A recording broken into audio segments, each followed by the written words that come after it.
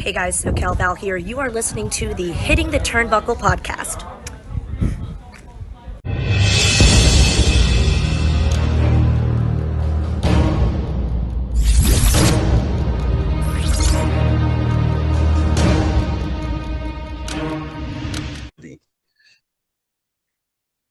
Welcome everybody back to the Hitting the Turnbuckle podcast. I am your host, Adam Cousins, and we are 4 days away from Buckle Up, the sold out event with our joint production with Ignite Wrestle Pro. It is sold out, back to the rafters. And today on the podcast, I am joined by one of the 3 competitors in the main event for the Ignite Wrestle Pro Heavyweight Championship, which is held by Corey Mcrae.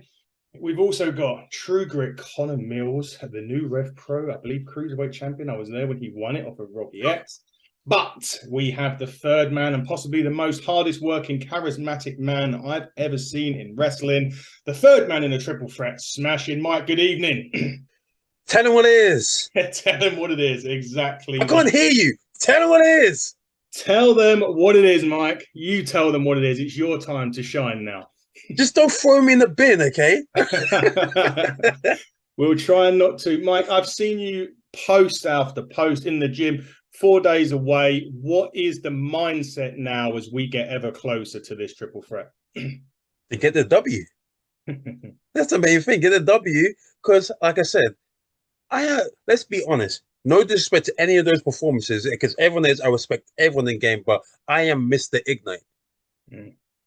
CJ knows that, because since I've been debuted there, who's been having like downstanding performances, whether it's a 4-way, triple threat, tag, singles? Who is it? The Smashing one, baby. And it becomes organic. Who should you thank? Thanks to my mother, who's coming on Sunday as well. So you'll understand where I get her charisma from. We will see that indeed. You obviously, as I said before, one of the hardest working trainers. Every time you post, you're in the gym or you're in the ring. Is it a constant case of you, Mike, of ever improving day by day, marginal gains, bits be just getting better and better and better? I always say this. I am a student of pro wrestling. Yeah. And I respect the game so much. And also another thing is, which is something you can't teach. I still have a passion. I'm still that young kid inside that used to watch it with my father in his lap, watching wrestling, and now doing it yourself. You're like, I'm going to take every opportunity for this. Okay. And also, I'm built for the game. Look at me. Look how handsome I am. Well, actually, both of us. You get what I'm saying? Yeah, I hear it. There's some stuff you can't teach, bro. And I got it. You do. I went to wrestling school for 4 weeks, so there you go. I've done some of the training, and I know, Jesus, that it's not it hurts more than whatever people would ever understand. But you mentioned that you used to watch wrestling on your father's lap. Who was your idols growing up? Who did you watch? Was it a WWE? Was it a different brand that you was watching? Bro, I always say this. I'm kind of biased, but let's be honest. I grew up with the best era, the Monday Night Wars. Yes, me too. I don't think, as you know, people.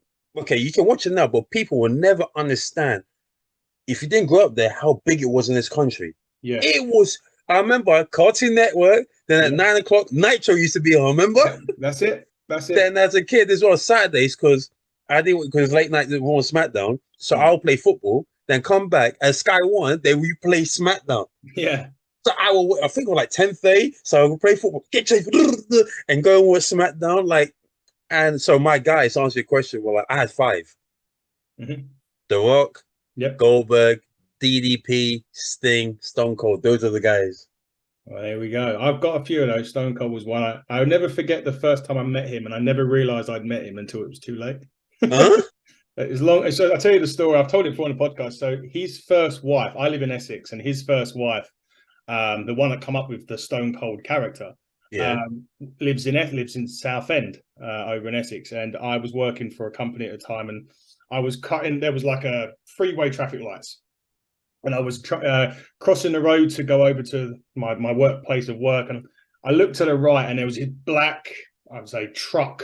It had like a Texan flag at the back, and I joked to myself, "Oh, that's Steve Austin," because I knew his first wife was from around there. And as I turned to thank him, it was. And it was only years later, when I met him at HMV when he was signing Stone Cold Truth DVD, that I finally told the story to him, and he was like, "Yeah," that was me, son. I was like, it was like crazy. Just imagine seeing like the GOAT or something like you must be like, oh, damn.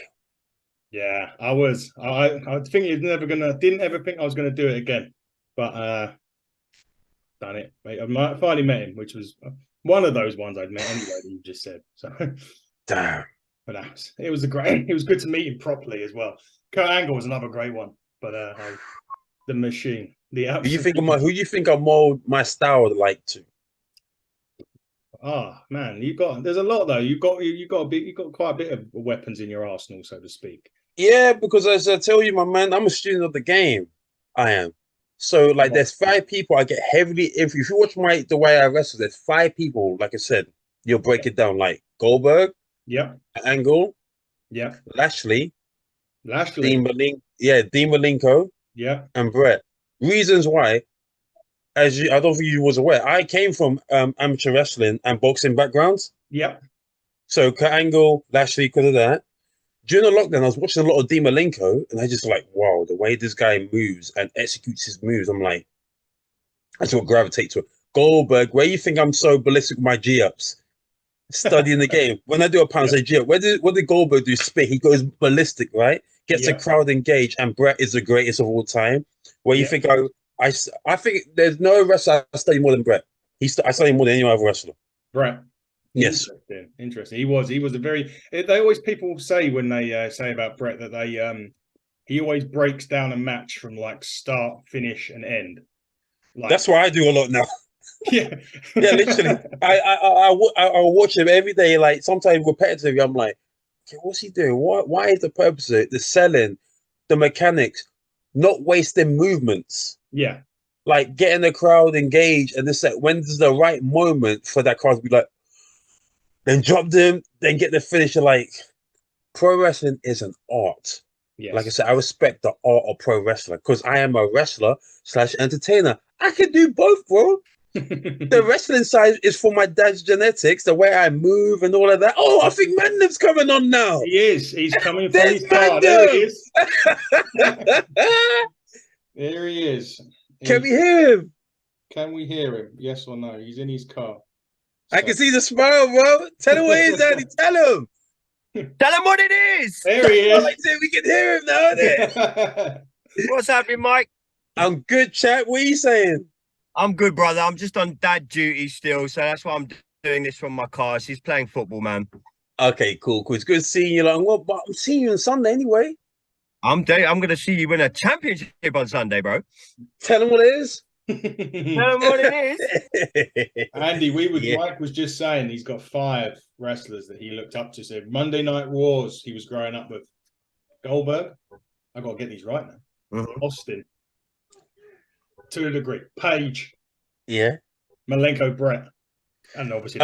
Okay, like you got them right, like in a different way. Like my favorites, and I got people that I influenced by in the ring. So favorites, as I grew up in the '90s, Andy was. DDP, Sting, Goldberg, The Rock, and Stone Cold. Those are my guys who I grew up with.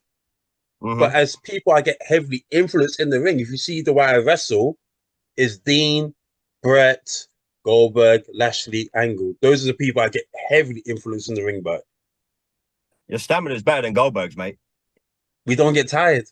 We know that. We see the post at 4 o'clock in the morning when you're going to sleep. We don't get flipping tired. Now say it again. I think you're worse than me for sleeping. I didn't think I slept. I'm alive. It's like I say, success doesn't sleep, my friend. Damn straight. That's right. We don't. We rarely. We definitely don't. We definitely don't on here.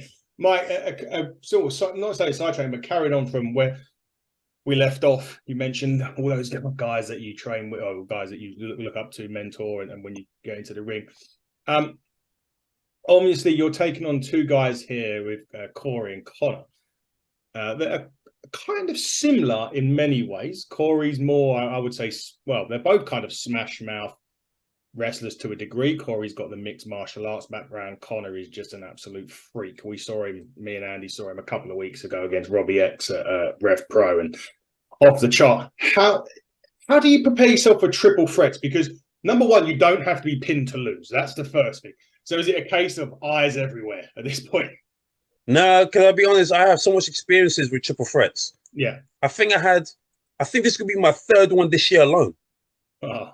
Yeah, so I had one early this year. I had another one this year. So this is my third one this year alone. So I'm born ready. And I always say this. As much as these are my competitors, I've been in the ring with Mills twice. He gave me the best tag match I ever said. I always say to this day, I always said, bell to bell, no one touches Mills. That's just my opinion. And I always said, it wasn't for him when I had that singles match, I wouldn't have the confidence what I have today. And that was, when 2 years ago when the pandemic came back. So it was October, Halloween time. I had a singles match with him. Unfortunately, I lost. No harm in losing one of the best in the game. But I always say, if it wasn't for Mills, I wouldn't be this confident where I am today in the ring. Interesting. I have to say that. I'm just being honest. Interesting. And Corey's never short of a word, though, is he? Let's be let's be straight. Hey, Corey's cool. I got nothing against him, but at the end of the day, is business. It's a pro wrestling match. I'm taking the title, and everyone knows I got the gift of gab. But the difference is, it comes natural with me. It does come natural. Mike, how do you approach these kind of events? Like, this is like a big UK event. And don't get me wrong, I see you wrestling every weekend. I've come to see you at Apex. I see you up and down the country. But this is the talent on this card is unbelievable. Like, it gets us excited as fans. I know me and Adam are excited because it's Buckle Up, but you as performers, what does this do for you guys on Sunday? Now, there's over 200 people in that building. We're broken attendance record for Ignite. I mean, what does that do for you guys going into Sunday? Oh, I'm just ready. Like I said to Adam, Andy, how many people bring for this show?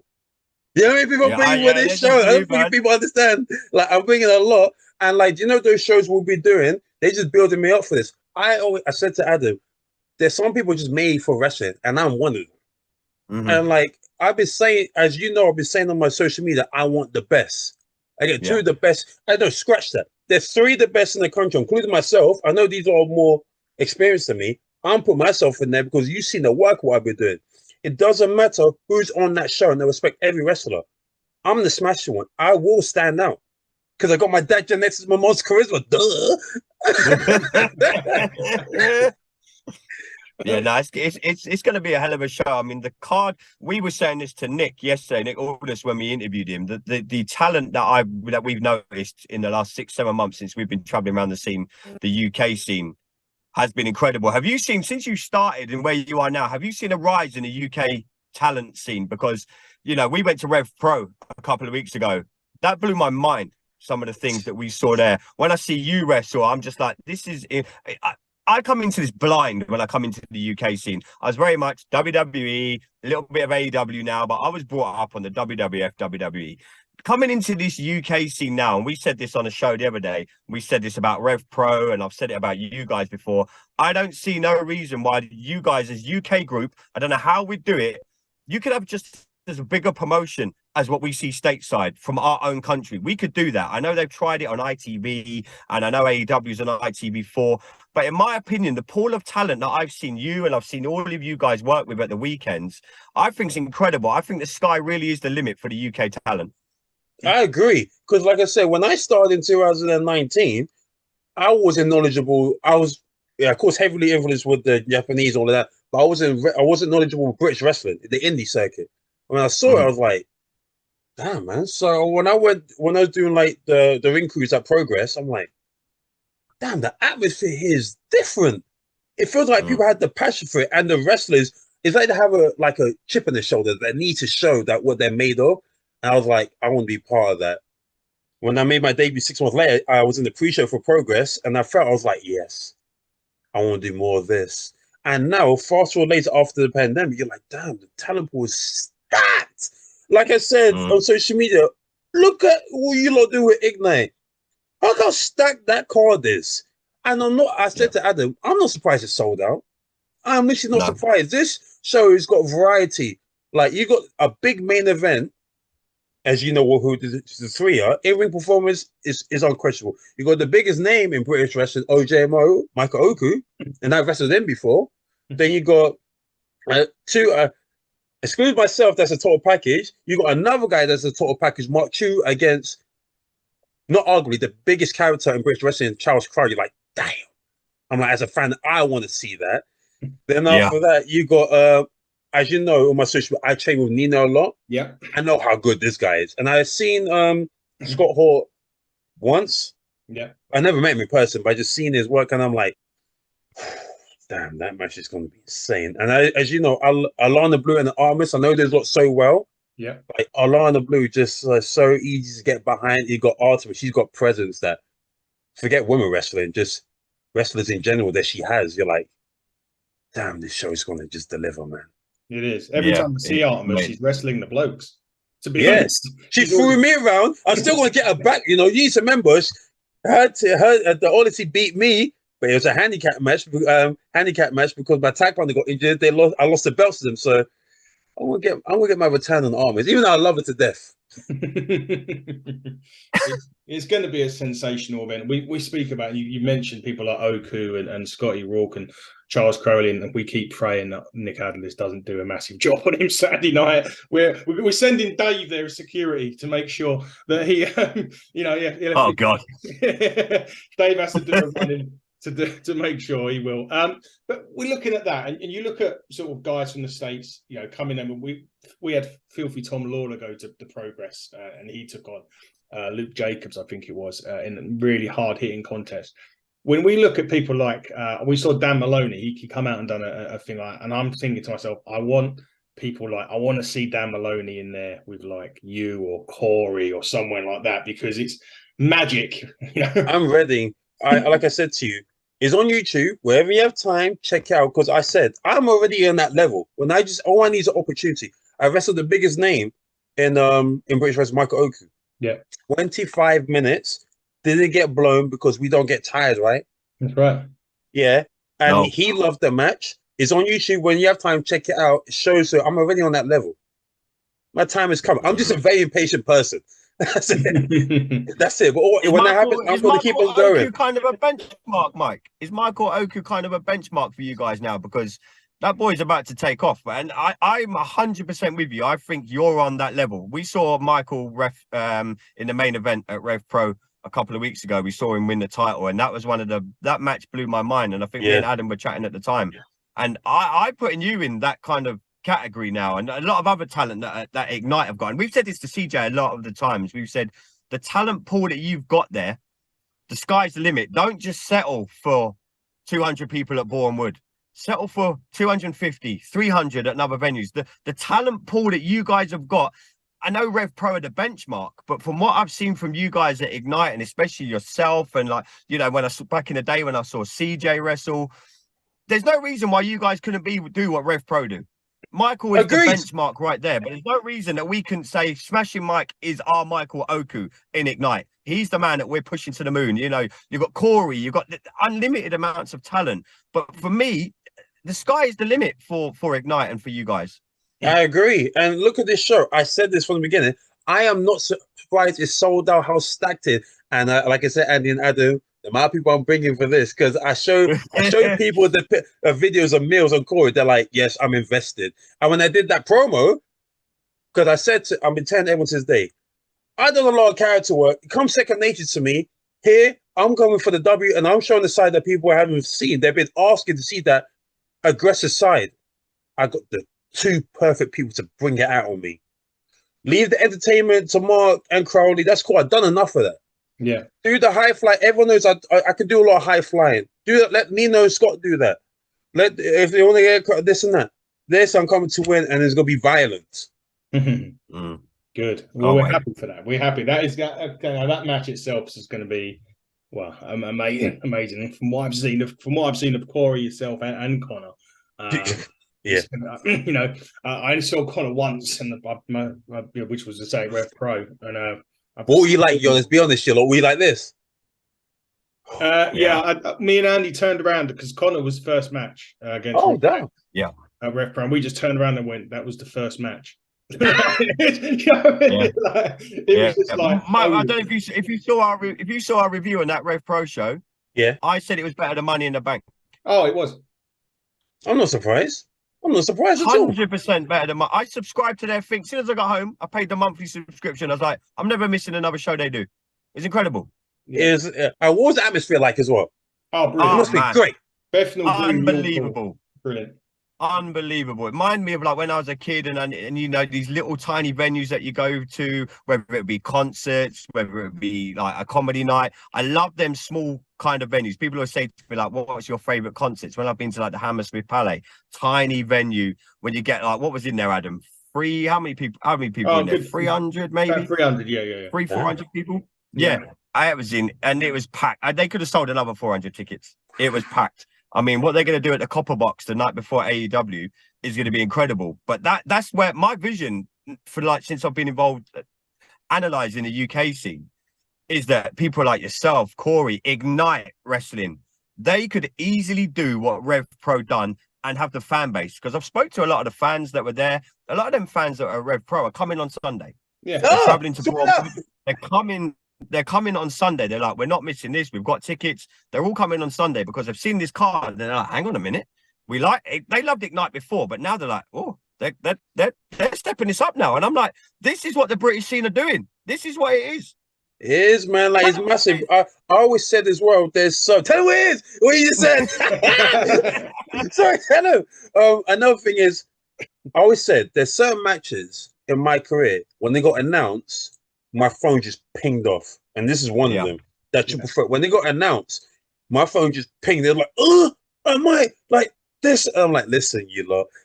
Guess what already happened? Purchase a ticket. I purchased it. I said, listen, I promise you, you're not going to regret it. Yeah. Yeah, it's gonna be a great day. We're not going to regret it. No one that turns up at that show is going to regret it.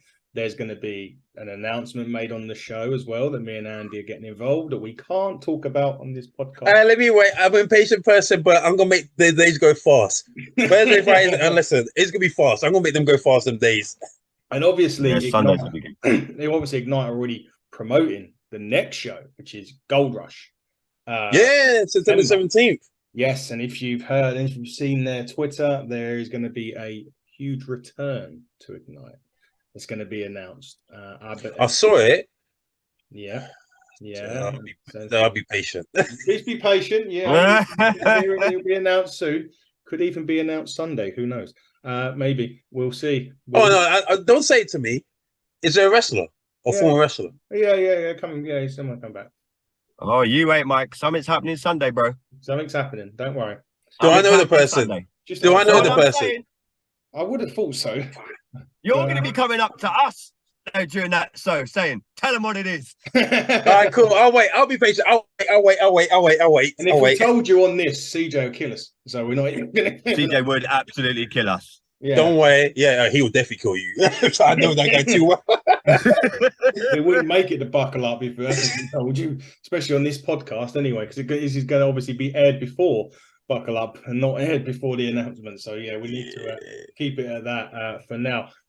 While we're finishing up, Mike, let's just finish on this match on Sunday.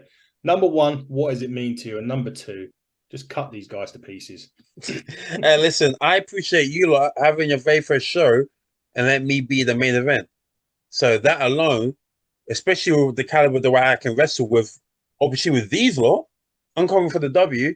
As much as Mills says about check my testosterone, I had to respond to him because I get it right. You saw what I said. I'm loud.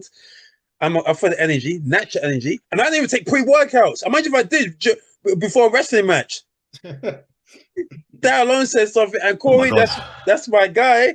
But like, I'm coming for you, man. I ain't gonna forget when I stood toe to toe. He felt the presence, and you need to remember, Corey's the most dominant champion in that company. But let's be honest, he hasn't fought no one like me. Like technical, like I said, technical wrestling. You see me, that character work, that's second nature, man. I don't even force him to hold him back. Strong style. Remember, I came from boxing, amateur wrestling background as well. So I could go toe to toe. I don't get tired. I've seen Corey. I love it. I've seen him, but so I'm gonna blow him up. Mills ain't gonna get blown. So I know Mills, but he ain't got my personality. Much as I love him, so I'm one step ahead of him with that. And we've been in the ring a lot together, and we trained a lot together. So he knows my stuff, I know his stuff. So I know he's way more experienced than me, but like I said, I want the best. You lot gave me the opportunity to prove to you lot I'm already on that level. That belt's gonna look good in my waist, especially with the app game. That is, I don't think there's any way, Andy, we could wrap that up any better with that right there. But Andy, no, that is go on. No, perfect end, mate. Go, sorry, mate. Perfect end to the podcast. Mike, we thank you for taking some time out of your busy schedule. We know that you're probably off to the gym, or I saw you training earlier on the ring, so that you'll probably be going there soon. So now I'm going to watch Mission Impossible. I have to watch that film. So I have to watch that film. Then come and watch some more podcasts of ours after, yeah? Of course, man. You know, I'll be sharing all your stuff all the time. Yeah, I'm surprised your ears don't bleed, you lot. Are you sure your ears haven't been bleeding? No, well, maybe. Oh, okay. I'll carry on talking more. Then when you're sleeping, you'll be like, oh my God, is that a fly? Now just my talking praises about you lot. Well, Mike, we will see you. We appreciate it, brother. Yeah, we appreciate your time. We will see you Sunday. We will see some of you guys on Sunday. But until then, this has been the Hit the Turnbuckle podcast. I have been your host, Adam Cousins, with our usual leader, Mr. Andy Burrows, and the most charismatic wrestler in the world, Smashing Mike. Until next time and until Sunday, buckle down, stay safe, goodbye.